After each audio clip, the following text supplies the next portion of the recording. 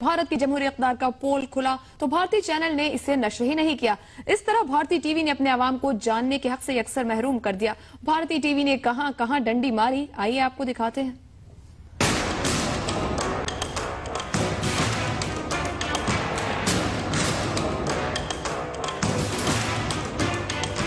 सच होता है कड़वा, देता है जोर का झटका, और इस झटके को सहने के लिए चाहिए होता है बड़ा दिल गुर्दा। लेकिन भारत के पास इतनी हिम्मत कहां कि सच सह सके। जैसी है सरकार वैसा ही है भारतीय मीडिया। अपनी जनता को तस्वीर का एक ही रुख दिखाया। तेज और एबीपी के मुश्तरका टाकरे से भारत मुखालिफ हिस्सा उड़नछू हो गया, लेकिन तेज की उड़ान ने वो हिस्सा दबोच लिया। प्रोग्राम के शुरू में पाकिस्तानी मेजबान अहमद कुरैशी ने भारतीयों की दरअंदाजी का भांडा फोड़ा कि 1950 में ऑर्गेनाइज्ड नॉन स्टेट एक्टर्स को दहशतगर्दी में शामिल करना, ये पाकिस्तान हिंदुस्तान के ताल्लुकात के दरमियान में लाना नॉन स्टेट एक्टर्स को, ये काम अनफॉर्चुनेटली भारत ने शुरू किया अफगानिस्तान में। लेकिन एबीपी ने यह हिस्सा प्रोग्राम से निकाल दिया। शेख साहब यहाँ पे अभी मैं इंटरवीन कर रहा हूं, हमने एक ब्रेक लेनी है, हम एक ब्रेक लेते हैं और वापस आके एक थोड़ी सी तारीख में करेक्शन करनी है। नॉन स्टेट एक्टर दहशतगर्दी जो है वो कहां शुरू हुई थी, किसने शुरू की थी? आपने 1980 और जनरल जिया का जिक्र किया था। तो एबीपी न्यूज और जियो नेटवर्क के सौजन्य से आप देख रहे हैं ये शाहकार। फिर अहमद कुरैशी ने भारतीय मीडिया के पाकिस्तान मुखालिफ क्लिप दिखाए।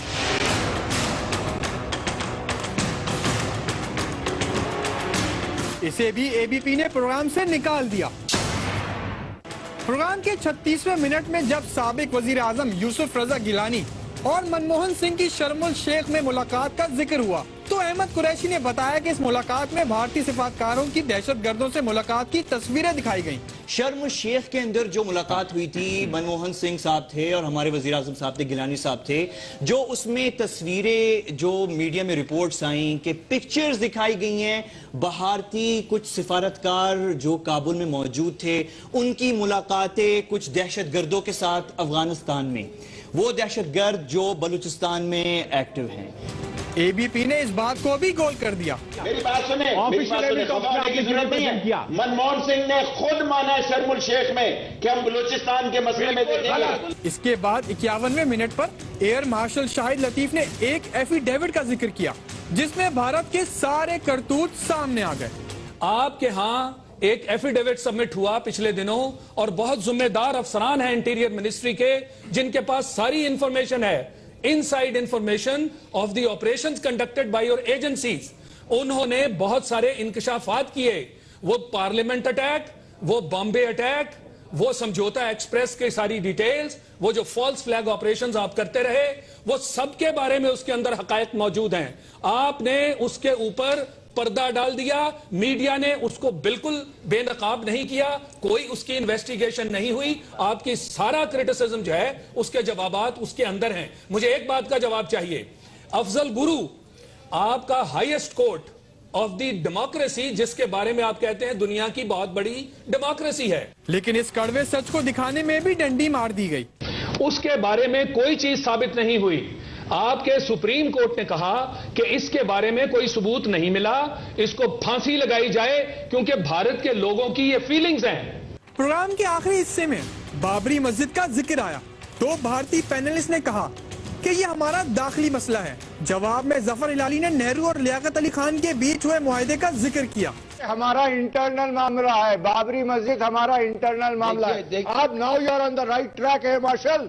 देखिए, भारत के मुसलमान हमारा इंटरनल मामला है, कृपया उसमें दखल ना दें। उससे अब आपको बात समझ आई? नहीं, उससे बिल्कुल इंटरनल मामला है, ये बिल्कुल इंटरनल मामला है। अच्छा, आपको हर मामले में पहली बात नहीं, चलिए मैं बताता हूँ।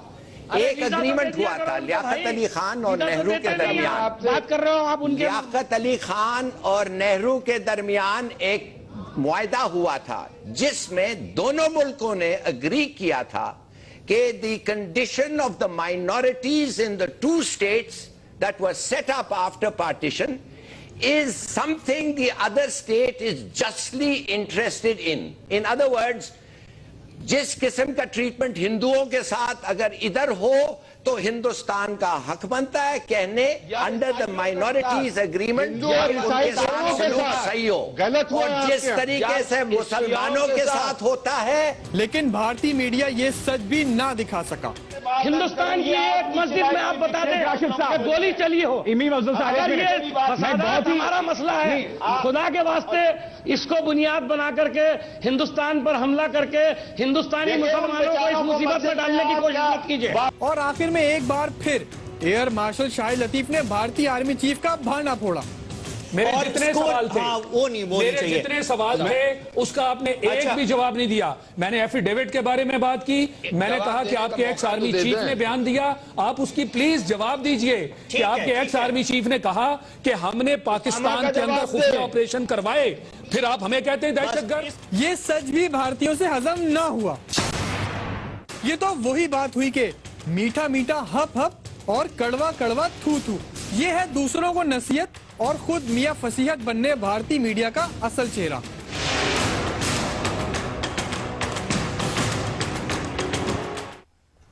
भारतीय मीडिया ने प्रोग्राम टाकरा जो कि गुज़िश्ता रोज दिखाया गया था उसके कौन कौन से हिस्से छुपा लिए थे और क्या क्या डंडी मारी थी आपने देखा। आज भी जियो न्यूज के छोटे भाई जियो तेज पर टाकरा दोनों वज़ीर आज़म की मुलाकात पर जारी है। अब